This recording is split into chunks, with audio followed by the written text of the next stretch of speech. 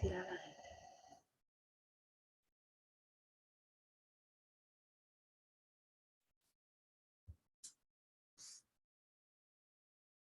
Porque no apareció el cuadrito.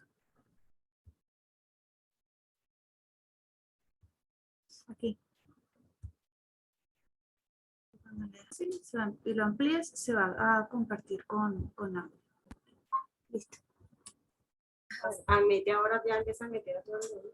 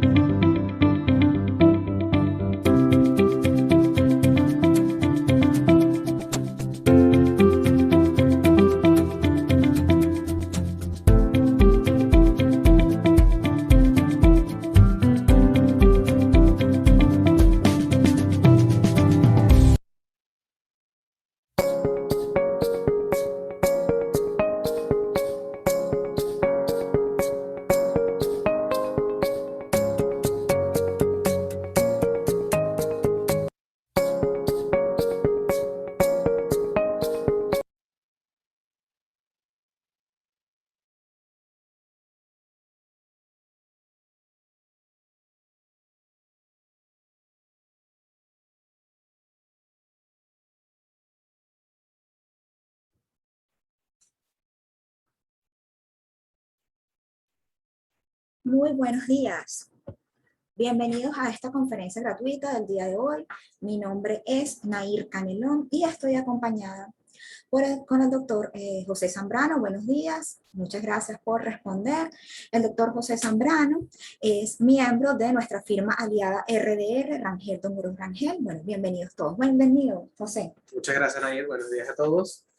Como ustedes saben, pues el día de hoy hemos preparado esta conferencia gratuita denominada Deberes Formales y Fiscalización. En otras oportunidades hemos hablado más o menos de este mismo tema, hemos conversado acerca de los procedimientos de verificación, cuáles son sus elementos o cuáles son sus principales las normas que rigen este procedimiento, y también hemos conversado acerca del procedimiento de fiscalización, pero en esta oportunidad vamos a aprovechar que nos acompaña el doctor José Zambrano para hablar un poco ya desde el punto de vista práctico, ya desde el punto de vista de la experiencia.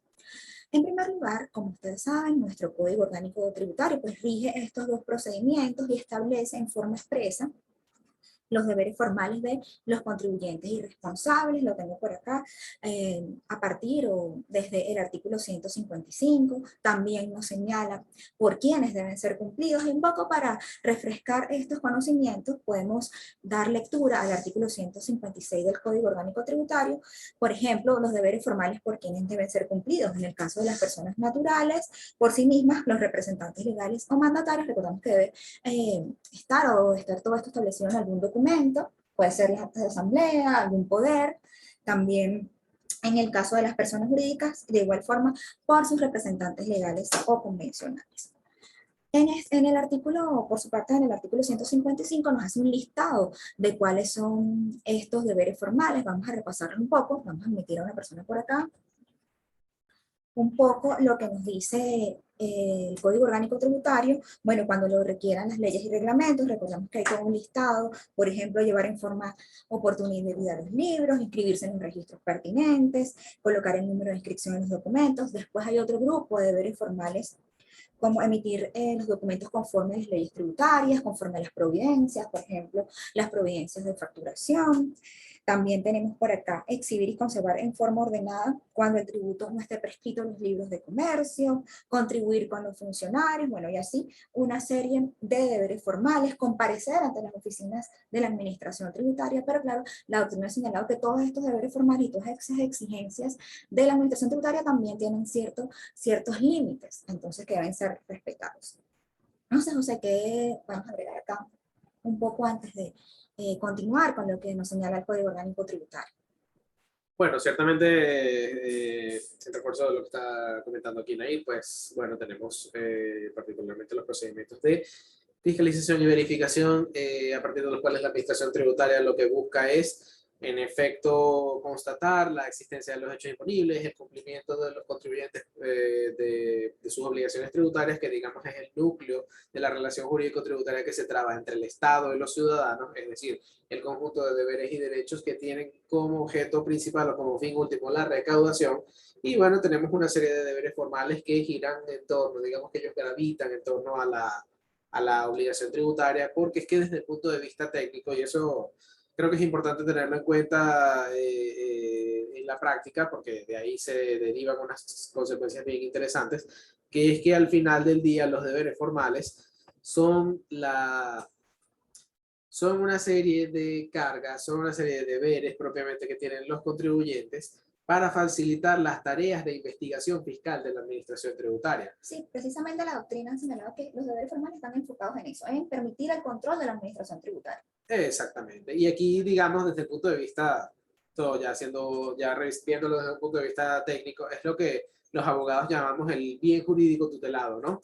Aquí, por ejemplo, en una norma que impide a otra persona matar injustificadamente, bueno, el bien jurídico que está protegido es la vida. Bueno, en este caso, los deberes formales tienen como bien jurídico tutelado, bien jurídico protegido, la investigación fiscal, es decir, el hecho de que la administración tenga la posibilidad de realizar esta investigación. Eso, digamos, da a entender algunas cosas o permite mantener alguna atención crítica respecto de algunas normas que establecen algunos deberes formales y sobre todo las normas que establecen cuáles son los ilícitos tributarios formales. Sí, hay que recordar que, si bien es cierto, el código nos señala cuáles son los deberes formales, entonces en paralelo nos señala los ilícitos formales y están casados precisamente con los deberes. Entonces vemos, por un lado, la lista de deberes formales y por el otro, la lista de ilícitos formales. Y bueno, prácticamente es la misma redacción porque va casado, como les comento, uno con lo otro. Sí, básicamente es la estructura de la norma jurídica, es decir, cuál es el deber jurídico, qué es lo que tienes que hacer y qué es lo que va a pasar si no cumples con ese deber jurídico, que sería ya el ilícito tributario propiamente y la sanción que viene consustancial a la comisión de este ilícito tributario.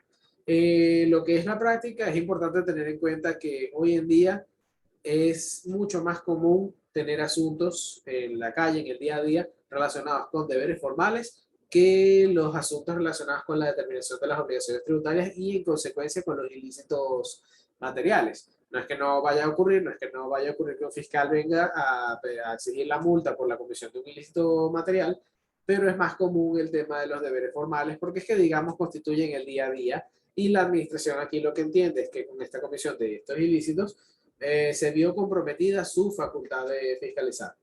Si se mermaron los ingresos tributarios, bueno, ya esa es otra historia. También es importante recordar en este punto que, bueno, que existe el procedimiento de verificación y fiscalización, como les comenté al inicio de la conferencia, pero la verificación comienza con una autorización pues, que se le otorga a la administración tributaria, que bien puede ser por actividad económica o por ubicación geográfica. En tanto, un poco el procedimiento de fiscalización ya viene dado por una autorización, una providencia administrativa, pero acá señala en detalle cómo va a ser esta fiscalización, cuáles son los periodos, cuál es el tributo. Entonces ahí vemos un poco la diferencia entre la verificación, que va bastante, o hace bastante énfasis con los deberes formales, y la fiscalización. Y realmente aquí, en efecto, en la práctica vemos esto. A veces nos ha pasado que se confunden uno u otro procedimiento. Principalmente los deberes formales y de agentes de retención terminan colados en un procedimiento de fiscalización, mientras que, bueno, difícilmente en un procedimiento de verificación vamos a ver temas de obligaciones tributarias. Aquí es importante tener en cuenta eso porque es que, claro, ¿qué pasa? Desde el punto de vista de la práctica y lo que ha sido la doctrina en la materia tributaria, pues hay severas críticas respecto de los procedimientos de verificación porque desde el punto de vista técnico ni siquiera se puede considerar un procedimiento legal y constitucionalmente hablando. ¿A qué me refiero un poco con esto? ¿Qué pasa?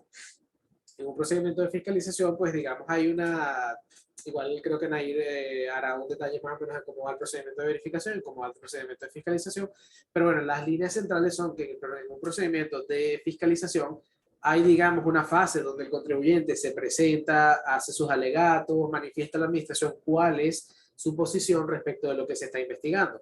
Mientras que en un procedimiento de verificación, bueno, realmente le llamamos procedimiento, como ya hemos señalado, por ser muy conservadores, por ser muy elegantes respecto a lo que establece el código. Pero ahí lo que hace la administración tributaria es, bueno, ver las declaraciones, ver si fueron presentadas, si tienen los soportes, no va más allá, no consulta de repente a los proveedores, sino que se basa únicamente en la declaración y, bueno, los soportes que presenta el contribuyente y de repente calcula una diferencia, está pendiente también de los deberes formales de los agentes de retención, pero lo cierto es que llega como hasta ahí, va como un primer momento, si se han cumplido los deberes formales, se presentó la declaración, está inscrita en el registro, o sea, no hace lo que está comentando, o sea, que no va más allá. Podría ocurrir dentro de un procedimiento de verificación que la administración tributaria haga algún requerimiento al contribuyente, le indique, bueno, mira, necesito esta información, suministrame esto, pero también podría ocurrir que no. Básicamente esto puede ser la administración tributaria en sus oficinas, constatando, por ejemplo, que en el sistema aparece una fecha de pago de unas retenciones, por ejemplo, y que la fecha en la que el contribuyente pagó fue 1, 2, 3 días después, lo que sea, y bueno, automáticamente va a imponer la multa y le va a notificar al contribuyente, bueno, mi sistema informático me generó esto, en consecuencia tienes que pagar esta multa. ¿Qué puede pasar? Que, bueno, por lo menos en un caso como el que ha habido esta semana con el asunto del Banco de Venezuela, bueno, aquí tenemos una situación en la cual hay una causa extraña no imputable, por ejemplo, que impidió al contribuyente hacer el enterramiento correspondiente dentro del lapso ordenado por la ley. En consecuencia, bueno, dentro de un procedimiento de fiscalización, digamos, tenemos la facultad de presentar esto, de indicar a la administración tributaria, bueno, mira, tuve esta imposibilidad, la plataforma del banco está caída, lo cual es un hecho público notorio y comunicacional, mientras que en un procedimiento de verificación, pues sencillamente ahí está la multa. ¿Dónde va a recurrir o dónde va a plantear uno esto? En fase recursiva, ejerciendo un jerárquico dentro de la administración tributaria o un contencioso tributario en los tribunales. Pero bueno, ahí se pone de manifiesto cuáles son las deficiencias de este procedimiento de verificación, que es que sencillamente en la conformación del acto administrativo definitivo no participa necesariamente la voluntad no la voluntad, sino no está presente la participación del administrado. Y esto es, digamos, una de las deficiencias desde el punto de vista constitucional y legal que vemos desde la perspectiva del procedimiento de verificación en contraposición con el de fiscalización. Bueno, vamos a aceptar más personas y bueno, siempre recordando que también estamos transmitiendo a través del Instagram de @OJDT online. Bueno, ciertamente en los procedimientos de verificación está establecido expresamente en el código que puedan usar estos sistemas informáticos, bueno, verificar lo que tú estás comentando acerca de las retenciones, si fueron presentadas en la fecha o no. Y bueno, en la fiscalización también debemos recordar que, bueno, si durante este procedimiento todo está conforme, pues precisamente como su nombre indica, se emite el acta de conformidad y si no, bueno, tendremos que ir al tema del acta de reparo y que pasen los 15 días. Un poco con relación a la experiencia de estos requerimientos que ustedes han tenido, Debemos estar entonces muy pendientes con relación a lo que esté precisamente establecido en nuestra provincia. Yo creo que la provincia va a ser como la guía que deben tener los contribuyentes de cómo se va a desarrollar este procedimiento. Entonces tienen que estar muy pendientes de verificar todos los requisitos, los funcionarios autorizados, como les comenté, los tributos, el periodo. Lo del periodo ciertamente es un tema interesante, nos ha pasado en varias experiencias que la administración tributaria, por ejemplo, está facultada para fiscalizar el impuesto sobre la renta del ejercicio fiscal 2019, por decir algo, un caso en el cual el contribuyente tiene un ejercicio calendario, es decir, del 1 de enero al 31 de diciembre, y el funcionario pues requiere información adicional, por ejemplo, no sé, estados de cuentas bancarias del año 2020. Bueno, ahí en qué situación está uno como contribuyente. Bueno, ¿le suministro la información o no? Bueno, realmente aquí, desde el punto de vista constitucional y legal, es importante tener en cuenta que el contribuyente tiene derecho a reservarse toda la información que sea confidencial y que no esté dentro del ámbito de aplicación de la fiscalización.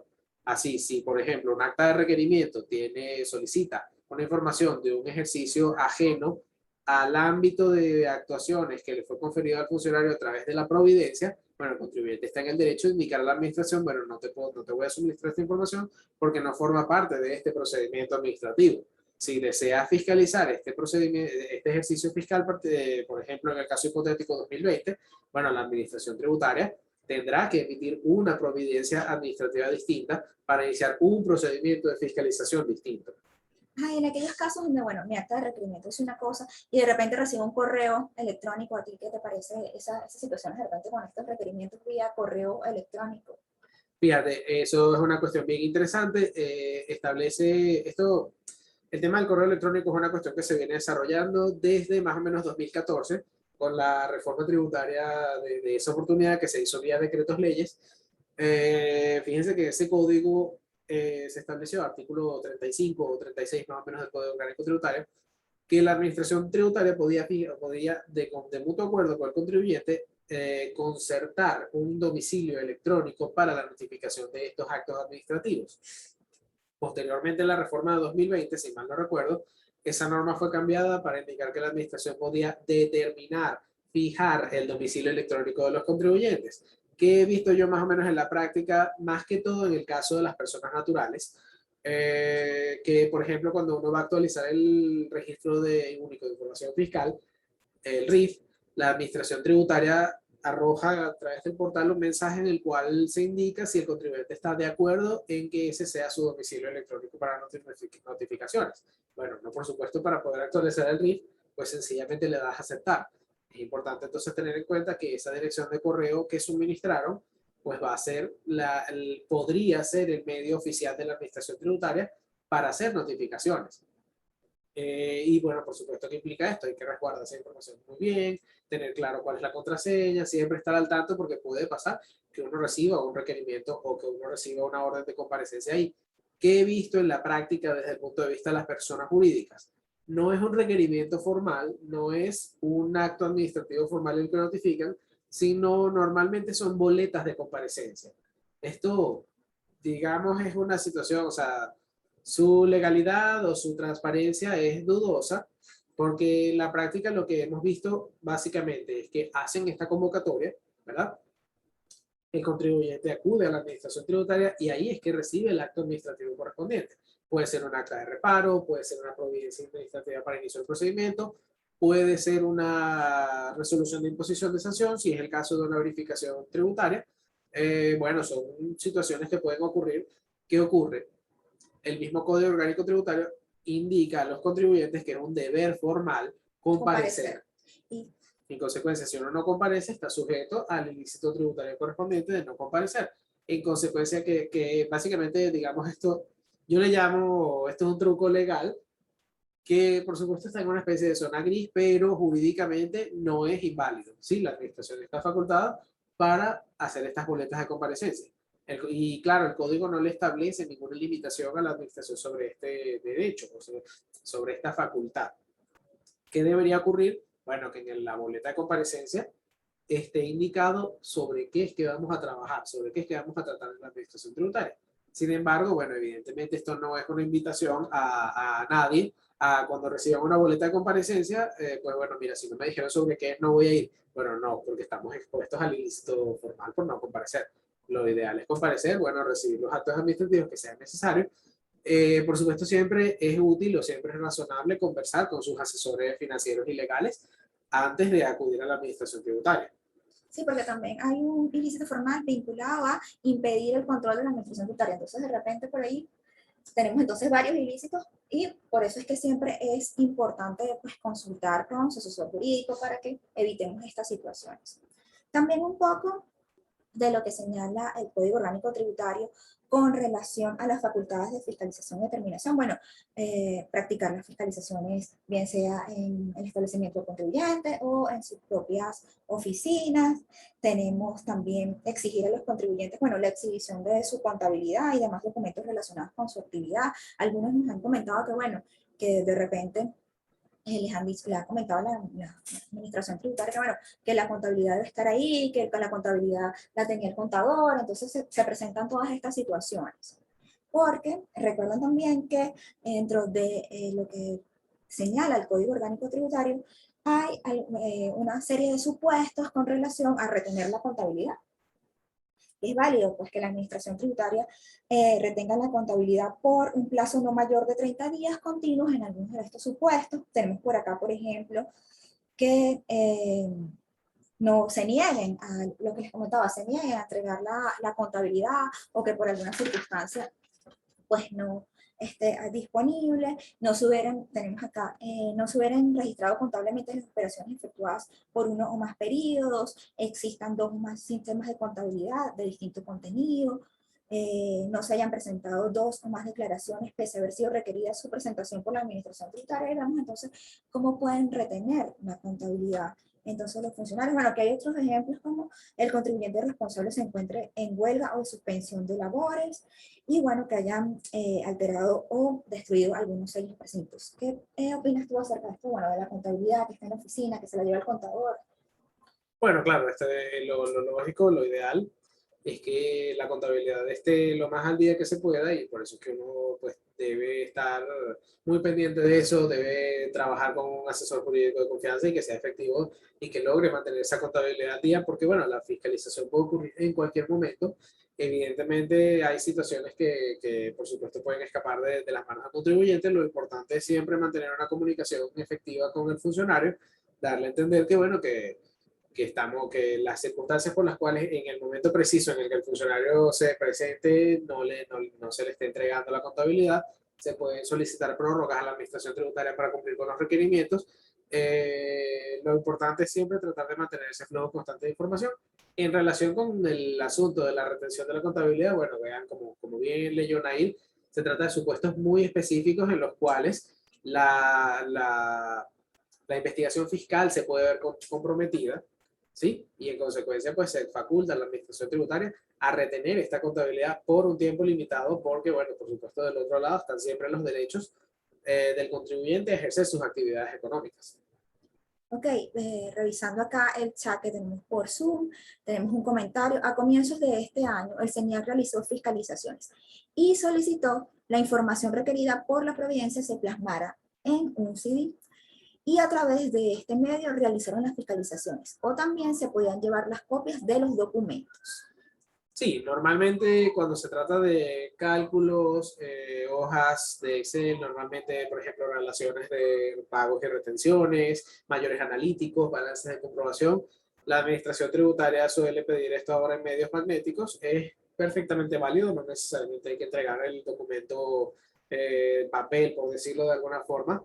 Vean aquí que al final la información que uno suministre en ese formato también constituye un documento, ¿sí? No se trata, documento no necesariamente tiene que ser papel, sino sencillamente cualquier medio que pueda recoger la información. Y podría ser enviada por correo electrónico. Podría ser enviada perfectamente por correo electrónico si el fiscal lo solicita de esa manera. Sin embargo, en la práctica sí he visto, por ejemplo, que la capacidad de recepción de correos que tienen los servidores de la administración es limitada. Entonces, claro, si supera, por ejemplo, los 9 megas, por decir algo, bueno, el servidor de CENIAC rechaza el correo. Entonces, claro, siempre es mejor tratar de llevar esto de forma física y así queda constancia de que le llega a las manos del funcionario. Eso también. Sí, precisamente, pero digamos, ¿cómo tengo yo la constancia que recibió el correo? De repente se me responde, entonces queda ahí un poco eso. Sí, por supuesto, la ley de mensajes de datos y firmas electrónicas prevé que, bueno, se supone que existen estos medios que son oficiales y al uno enviar el correo a ese medio debería entenderse que hubo una recepción siempre y cuando uno pueda demostrar que envió el correo. Sin embargo, bueno, tenemos algunos temas de dificultades tecnológicas que nos impide obtener esa certeza que justamente te llama la atención. Con lo cual, ciertamente es mejor solicitar o presentar el requerimiento en físico. Y por supuesto, bueno, recomendación por experiencias que hemos tenido recientemente, ya que el funcionario normalmente deja sus números de contacto en las providencias administrativas y en las actas de requerimiento, vale la pena ratificar la recepción de ese requerimiento por esas vías. Lo digo justamente porque hemos tenido algunas experiencias recientes en las cuales el funcionario pues no recibe la información aun cuando uno las deja en las unidades de correspondencia. Con lo cual siempre, o sea, esto por supuesto suma a la experiencia, es razonable verificar que el funcionario haya recibido la información, sea porque uno se la entregue en sus manos o sea porque uno la entregue en la unidad de correspondencia y asegurarse pues de que esa unidad de correspondencia haga llegar la información O sea, correspondiente. que es posible que la unidad de correspondencia finalmente no llegue al funcionario o se demore. Podría ser que no llegue o se demore, ciertamente podría ocurrir y por supuesto eso es una cuestión que escapa por completo a la experiencia y a las capacidades del contribuyente, ¿no? Pero bueno, siempre se puede tomar esa previsión adicional de conversar con el funcionario directamente para verificar que haya recibido la información. Bueno, entonces, un poco haciendo un resumen de todo lo que hemos conversado como protocolo de actuación, bueno, recibir a los funcionarios, tener toda la información disponible, también tener toda esta información como actas de asamblea, el RIS, todo esto en PDF, con relación a pues el tema de la contabilidad, tenerla disponible.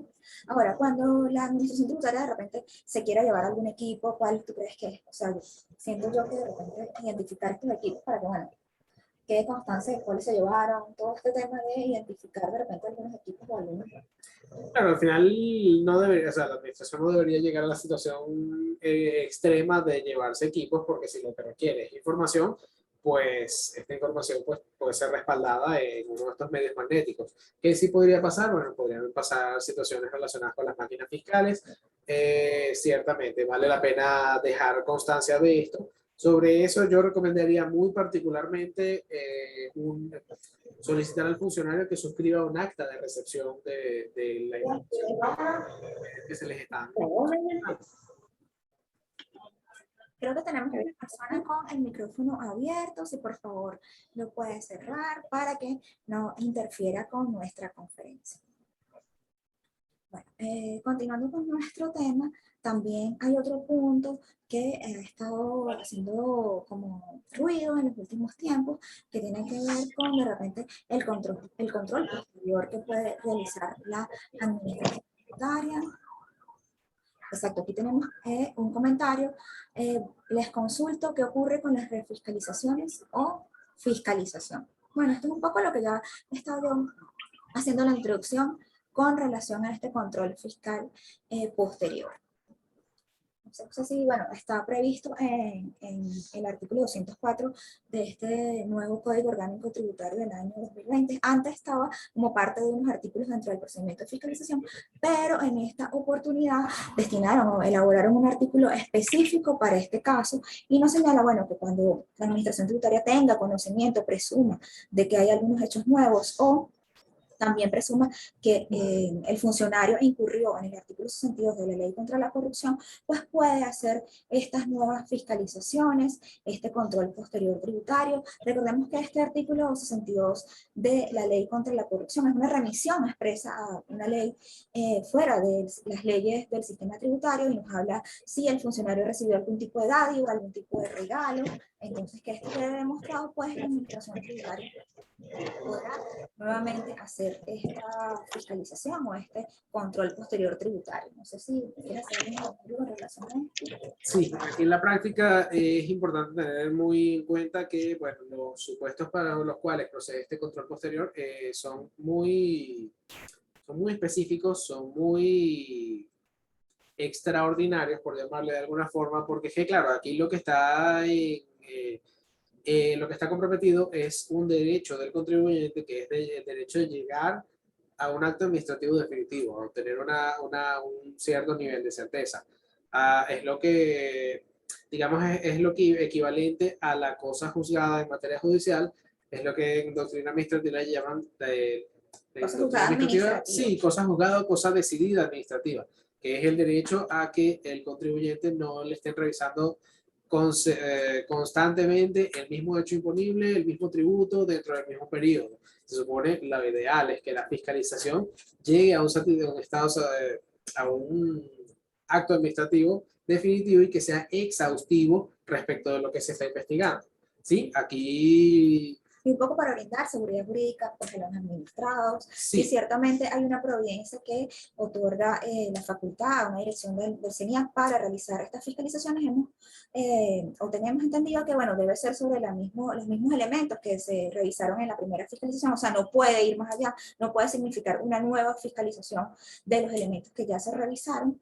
Y bueno, también precisamente este control posterior tributario tiene ciertos límites. Podría ser, bueno, el tema de la prescripción. Sí, por supuesto, aquí estamos siempre sujetos, es importante por el mismo tema de la seguridad jurídica. Es importante tener en cuenta que la administración tributaria no podría intentar fiscalizar hechos imponibles respecto de periodos que ya estén prescritos, es decir, que hayan pasado los lapsos ordinarios de 6 años y 10 años que establece el Código Orgánico Tributario. Sin embargo, la primera defensa de fondo que uno como contribuyente puede oponer es la prescripción tributaria. Sencillamente es, bueno, tu derecho a administración tributaria de fiscalizar este hecho imponible prescribió. Es importante sobre el tema de los controles posteriores tener en cuenta que, bueno, ciertamente tiene que tratarse del mismo tributo, del mismo periodo y de los mismos elementos de la base imponible, porque es que es importante también tener en cuenta que la administración tributaria, y a mí me parece es una falla técnica del Código Orgánico Tributario, puede hacer una fiscalización hoy de impuestos sobre la renta, sobre los ingresos nada más, si es lo que le autorizó la providencia administrativa. Y en otro momento la administración tributaria puede autorizar al funcionario a fiscalizar los gastos u otros elementos de la base imponible, por lo menos en el caso del impuesto sobre la renta. Lo ideal, lo razonable es que si vamos a hacer una fiscalización, sea por el hecho imponible global del impuesto sobre la renta, si es el caso, pues el enriquecimiento neto global del contribuyente. ¿Por qué? Bueno, por este mismo tema de seguridad jurídica, nos ha pasado también que si se trata del mismo hecho imponible, el mismo periodo, los mismos elementos para el mismo contribuyente, pero no media un procedimiento de control posterior, es decir, no están dados estos supuestos, bueno, realmente uno lo que busca es demandar la nulidad de ese nuevo acto administrativo en tribunales o en la misma sede de la administración, bajo lo que nosotros en doctrina administrativa y tributaria llamamos la reedición del acto administrativo. Es decir, un acto que está con unas Y se características vuelve a emitir. con otra denominación. O sea, la Pero providencia en el una- fondo es lo mismo. Exactamente. Entonces, claro, eso es lo que uno busca, digamos, desde el punto de vista legal, cuando ocurren estos supuestos que escapan al control posterior. Vean, al final, este tema del control posterior es una cuestión que es prestada del derecho aduanero. Aquí, recordemos aquí que el procedimiento de nacionalización de las mercancías tiene unas fases, un reconocimiento, liquidación de los tributos, etcétera. Y bueno, ya la mercancía ingresa al territorio aduanero venezolano, es decir, la mercancía se nacionaliza, se desaduaniza y en consecuencia, pues bueno, ya es de libre circulación dentro del territorio. Sin embargo, la administración aduanera también tiene una facultad de control posterior, realmente es la que tenía la facultad de control posterior originaria, que era para fiscalizar, verificar estos hechos, también podía emitir un acta de reparo. Digamos que el control posterior era la herramienta que tenía la administración aduanera para resolver las cosas que no pudo resolver dada la premura de la nacionalización de las mercancías. ¿Sí? Lo que no pudo hacer en el acto de reconocimiento, lo hace en un acto de control posterior. Aquí, por supuesto, vemos el control posterior desde el punto de vista de tributos internos como una facultad excepcionalísima de la administración tributaria por unos supuestos bien particulares. Claro, pero de esta facultad dice incluso que podrán anular resoluciones y actos que se encuentren firmes en sede administrativa, que esto es precisamente lo que estamos conversando. Sin embargo, también este artículo 204, bueno, nos dice que, bueno, que se debe respetar en todo momento el derecho a la defensa y el debido proceso del contribuyente, un poco ahí como para dejar al contribuyente que se pueda defender en estos casos. Exactamente, cuando ocurran estas situaciones de control posterior, pues, bueno, el contribuyente tendrá la facultad de ejercer su derecho a la defensa, Lo que, bueno, por supuesto, es que dado el carácter excepcionalísimo de esto, se ve que, claro, esto lo que hace es romper con esta cosa decidida administrativa. Porque lo ideal es que desde el punto de vista administrativo, un acto administrativo definitivo queda firme y ya causa los derechos que causa. De hecho, hay supuestos en los cuales podrá tener el acto un vicio de nulidad relativa, pero si generó derechos subjetivos en cabeza del particular, pues aquí sencillamente ese acto no debería ser revocable. Esta norma lo que hace es abrir una ventana a la posibilidad de revocar un acto que ya haya causado estado, que haya causado derechos en cabeza del contribuyente. Ok, tenemos un comentario por acá. Vamos a leerlo. Si realizaron una fiscalización de los deberes formales solamente del año 2020, ¿pueden luego en alguna providencia posterior solicitar de años anteriores a esa fecha? Bueno, aquí depende, por supuesto, si el hecho ya fue investigado y ya hay un acto administrativo sobre el caso, pues bueno, no, la administración no debería volver a revisar el mismo caso, pero tal como habíamos señalado anteriormente, bueno, puede hacer que exista una fiscalización sobre unos elementos de la base imponible, luego otra sobre otros elementos de la base imponible, luego otra sobre los deberes formales. Siempre y cuando los periodos no estén prescritos, la administración está facultada para revisar esto de esta manera. Ok, continuando con nuestra conferencia, entonces hablemos un poco acerca ya del articulado de los ilícitos tributarios formales que, recordemos, están establecidos a partir del artículo 99 del Código Orgánico Tributario. Le vamos a aceptar una persona que se está incorporando en estos momentos. Perfecto. Entonces, bueno, tenemos que, como les comenté, se dividen. Bueno, el deber de inscribirse, van los ilícitos para el deber de inscribirse, el deber de emitir y entregar facturas o exigir facturas y otros documentos. Se ha señalado pues que aquí se hay una modificación con relación al código orgánico anterior porque decía o señalaba comprobantes, pero aquí entonces se incorporó el tema de las facturas, así como en forma expresa. Esto lo ha dicho el señor a través de sus redes sociales, el deber de llevar los libros y registros contables. Entonces vemos cómo hay una serie de ilícitos formales bastante amplios, el deber de presentar las declaraciones y comunicaciones, es lo que comentamos al comienzo, precisamente establecido en el artículo 104, los deberes formales relacionados con el cumplimiento de permitir el control de la administración tributaria.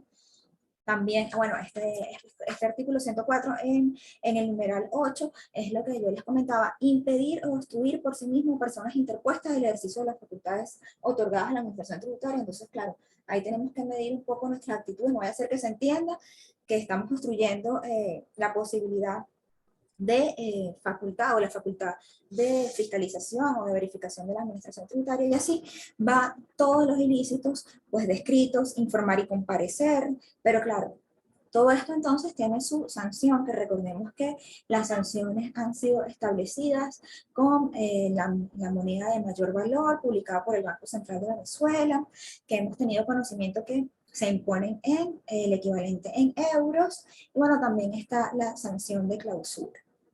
Recuerdo que en algunos de nuestros cursos presenciales, que me llamó poderosamente la atención, una chica comentaba que, bueno, que fue sancionada por no tener los libros precisamente en la oficina de administración, pero sí estaban en el establecimiento. Ahí a mí me quedó un poco la duda con relación a esto. No sé si quieres hacer algún comentario con relación a esto. O sea, según ella, sí tenían los libros, pero no estaban en la oficina como tal de administración. O sea, ahí me quedó un poco la duda esta situación.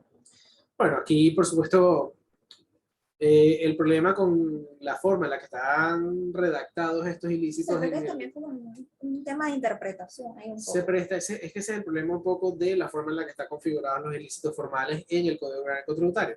Se prestan bastante a la interpretación, uno dice un poco, pero la verdad es que se prestan bastante.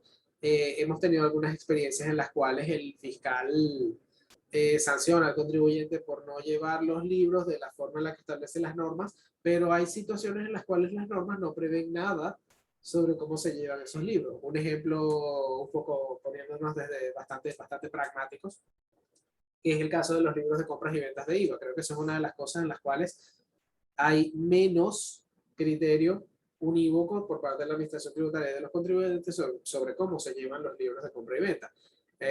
Claro, las normas establecen que tienen que llevarse en orden consecutivo y cronológico, pero pasa muchas veces, por ejemplo, que el comprobante de retención de un periodo no lo recibimos en ese periodo, sino que lo recibimos en 2 o 3 periodos después.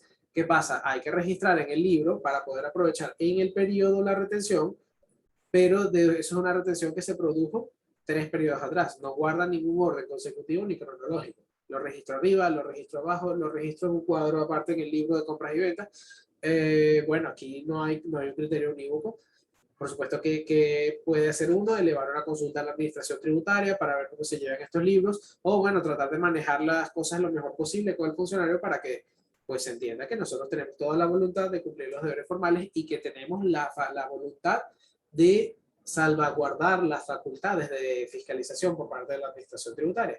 A mí ese caso que te plantearon en los talleres presenciales me parece un poco exagerado por parte de la administración tributaria considerar que hubo un ilícito tributario ahí. Claro, pero ¿qué pasó? Que estas personas no llamaron a su asesor tributario, no llamaron a su asesor contable y bueno, decidieron pagar la multa que, como les comenté, la unidad de cuenta fue el euro. Pero creo que ahí debieron precisamente llamar a su asesor fiscal, a su asesor jurídico, para entonces realizar de repente esta consulta que tú comentas o tomar alguna acción. Entonces, por eso es que siempre es importante que estén en contacto con su asesor jurídico, con su asesor fiscal. Tenemos acá. Sí, justamente había visto que hay una pregunta y creo que está muy relacionada con lo que vamos a comentar. Bueno. Donde Laboro el CENIAC ha llegado al exceso de solicitar facturas de activos que están en uso, pero fueron adquiridos en los años 1600. ¿Será que percibo excesiva la medida o estoy equivocada? Justamente aquí, claro, y creo que es un complemento de la pregunta. Yo me sustento en el principio de la conservación de la información, máximo 10 años. Sí, ciertamente es correcto que la información hay que conservarla por un plazo de 10 años, porque bueno, eso es lo que coincide con la prescripción civil, con la prescripción tributaria. Y justamente hacia allá iba en relación con la excesividad de la medida. Veamos aquí que es que, claro, la sanción de clausura de establecimiento es una sanción que para mí particularmente, y sobre eso hemos tenido la oportunidad de escribir algunas cosas, es de carácter penal, porque está restringiendo gravemente un derecho fundamental de los contribuyentes, que es el ejercicio de la libertad económica. Cuando nos obligan a cerrar, pues bueno, son 5, 10 días, los días que sean en los cuales yo no puedo trabajar, no puedo generar ingresos, pero igual tengo que generar los gastos administrativos, luz, agua, teléfono, salarios de los empleados, toda una serie de actividades que impactan negativamente en mi actividad económica. Y en estos tiempos, bueno, de pandemia, que ya de por sí tenemos que estar cerrados una semana sí, una semana no, aunque esto se ha visto flexibilizado, pero sin embargo, sí hay comercios que deben estar cerrados durante las semanas radicales. Entonces, cuando estás en la semana flexible y puedes trabajar, entonces tener encima también una clausura, entonces imagínense las pérdidas que se son 3 semanas juntas que están perdidas. Y justamente aquí lo que nosotros consideramos es que hay una desproporción. Per se, hay una desproporción entre la sanción de clausura de establecimiento y la comisión de los ilícitos tributarios formales. Porque es que, claro, ciertamente la investigación fiscal es un bien jurídico que hay que tutelar. La administración no puede verse impedida de realizar su tarea de recaudación. Sin embargo, teniendo tantas facultades como, por ejemplo, bueno, estos plazos de prescripción que son tan largos, la posibilidad de control posterior, toda una serie de cosas que le dan la facultad, a mí me parece particularmente que el bien jurídico de la investigación fiscal está suficientemente salvaguardado como para encima uno tener que sufrir una sanción tan grave. Esto fue una situación que se fue agravando en la transición del 2001 al 2014. Aquí en el caso del Código 2001, la sanción de clausura venía dada por unos 5, máximo 5 días, mínimo 3, y venían en el caso de 5 ilícitos tributarios, si mal no recuerdo. Ahorita, pues uno puede ser sancionado con clausura por 35 ilícitos tributarios diferentes. Entonces, claro, se ve aquí un poco la desproporción que se produce en esto, y sobre todo, y más aún, sobre la base de la pregunta que bien señalaban aquí, y lo que venía indicando Nair, pues bueno, no es solo que ahora son 35, sino que de esos 35 estamos sujetos a la diferencia que puede haber entre la interpretación del funcionario y la interpretación del contribuyente sobre si se cometió el ilícito o no. Plus, esto ocurre en el procedimiento de verificación. Aquí no hay una fase de descargos donde no se pueda defender, señalarle a la administración. Se vuelve entonces una necesidad muy grave de negociar con el funcionario y no negociar en el mal sentido de, bueno, mira, aquí está la plata y tú no me cierras, sino, bueno, hacerle entender que, bueno, que el ilícito no tiene la magnitud que el funcionario cree. Bueno, mira, si los libros están aquí en el edificio, es solo cuestión de irlos a buscar. Yo voy, los busco y te los coloco a disposición. El interés fiscal de investigar la obligación tributaria Ahí no está se había salvaguardado. impedido. Exacto, no se está viendo impedido. Yo creo que ese es el punto central de todo esto, es tratar de hacerle entender al funcionario, bueno, mira, no es que no quiero cooperar, sino bueno, no están aquí en la oficina a la cual llegaste hoy, yo no sabía que ibas a llegar hoy. Si lo sabía y no te puse los libros a disposición, bueno, ahí hay una zona gris, pero bueno, siempre que yo pueda ponerlos a disposición, pues no parece razonable que me sanciones por un día, digo, por unas horas que yo me vaya a demorar en entregarte la información. Sí, eso es un poco el punto central sobre eso. Creo que es lo que hay que tratar de llevar en la práctica al funcionario. Sí, bueno, y aunado a la sanción de clausura, bueno, adicionalmente, como les comentábamos, a raíz de esta reforma del año 2020, ya no es la unidad tributaria ni la unidad tributaria sancionatoria, sino la moneda de mayor valor publicada por el Banco Central de Venezuela, que bueno, en estos días tuvimos conocimiento de que el dólar bajó su valor, pero como estas sanciones están en euros, entonces el euro siempre va subiendo. Si de repente la sanción es el momento del pago, o sea, todavía se incrementa más. Recuerdo que a manera de chiste o se tomó como de forma a juego, que bueno, que cuando fue emitido el Código Orgánico Tributario del año 2020, la moneda de mayor valor era el dinar jordano, pero lo cierto es que a mí no me parece ningún chiste porque, primero, bueno, es una sanción que ya no está en unidades tributarias sino en euros y bueno, el valor del euro va aumentando, entonces vemos que tenemos la clausura, tenemos la multa en euros, entonces este peso sobre los contribuyentes con de repente una sanción o un ilícito tributario informal, bueno, que fue de repente interpretado en forma excesiva o en forma incorrecta por parte del funcionario de la administración tributaria. ¿Es legal que usen la moneda de mayor valor, el euro? Bueno, realmente no hay ninguna particularidad en cuanto a la legalidad o la ilegalidad de esto. Es importante aquí tener en cuenta que, bueno, desde hace ya, ¿qué? Más de 3, 4 años, desde 2018 tenemos un sistema de cambio abierto. Aquí evidentemente no se trata de que hay que sacar los euros o comprar los euros para pagar la multa de la administración tributaria, sino esto lo que hace es mantener el valor de la multa en el tiempo, porque lo que es que se va actualizando. Se paga en bolívares, pero al tipo de cambio equivalente de la moneda de mayor valor de las que publica el Banco Central. Esto, desde el punto de vista macroeconómico, si bien no es ilegal, es bastante cuestionable porque es que aquí evidentemente lo que estamos buscando es mantener la unidad tributaria para lo que nos sirve y desecharla para lo que no nos sirve. Porque es que evidente, por una parte, tener unas bases mínimas para el cumplimiento de las obligaciones tributarias, es decir, medir, por ejemplo, el impuesto sobre la renta en 1.500 unidades tributarias mínimo, bueno, es muy fácil porque alcanzas muy fácil ese umbral. Convertirte en contribuyente especial es muy fácil muchísimo más fácil. porque los umbrales de las unidades tributarias son muy bajos. Pero bueno, cuando uno ve las multas, bueno, evidentemente lo que era la experiencia antes era con la realidad inflacionaria que teníamos, ya que la unidad tributaria variaba una vez al año, pues era tan sencillo como si había algún argumento por el cual uno pudiera litigar, uno litigaba y se ganaba ese valor en el tiempo, porque bueno, lo que no le pagas a la administración en multa, lo podías cambiar, qué sé yo, a dólares en ese momento por mercados que claramente no eran legítimos para ese momento, pero para el momento en el que uno terminaba perdiendo el caso en segunda instancia, para lo cual ocurrían unos 3, 4 años, ya esa multa no tenía el mismo valor que antes, sencillamente pues, bueno, se sacaba el sencillo de la cartera sí, y se como más pagaba eso. sencillo. Pero Obviamente, lo que se buscó con esta unidad de medida, lo de la moneda de mayor valor, fue que las multas volvieran a tener un impacto en la economía del contribuyente. Y claro, si la economía principalmente se está midiendo en moneda extranjera, ¿sí? Porque en el fondo los bolívares sirven es para pagar, no sirven para medir, realmente ya nadie hace cotizaciones en bolívares. Pues bueno, evidentemente la administración, pues, o más bien, realmente la administración no, sino la Asamblea Nacional Constituyente, al hacer este decreto con rango de código, decreto constituyente de código orgánico tributario, pues bueno, lo que hicieron fue darle, reivindicar el valor punitivo de las multas, sí, el valor desagradable de las multas. Por supuesto, como digo, ilegal no, incuestionable, cuestionable por completo.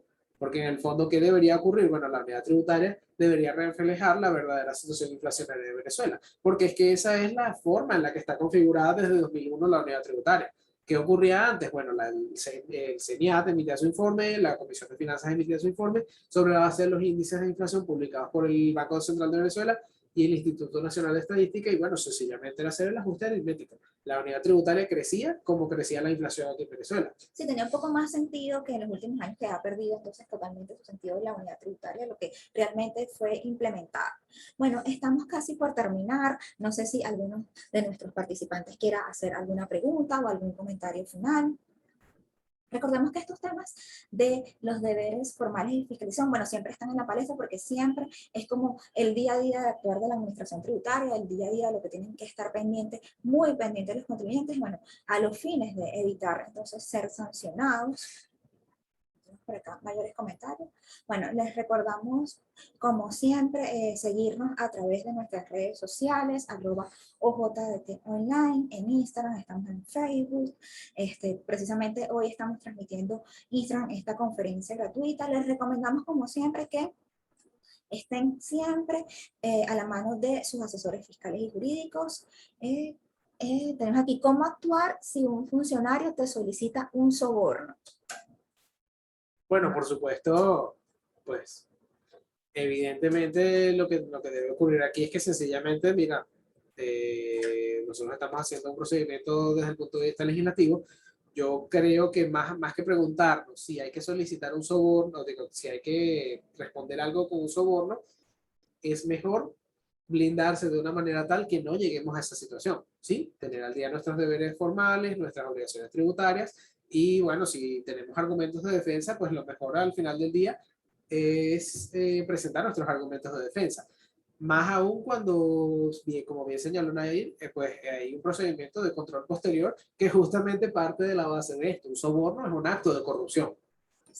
Y bueno, ahí sería entonces uno de los supuestos del control posterior. O sea, Bueno, con lo cual es importante, disculpa que te interrumpa, un poco para hacer esta reflexión final, lo importante aquí es entender que esta situación del soborno pues no te blinda de ninguna manera, ¿sí? Colocarte en un soborno pues sencillamente te deja expuesto a situaciones posteriores, con lo cual, más que blindarse en ese momento de la fiscalización, es mejor blindarse antes de la fiscalización.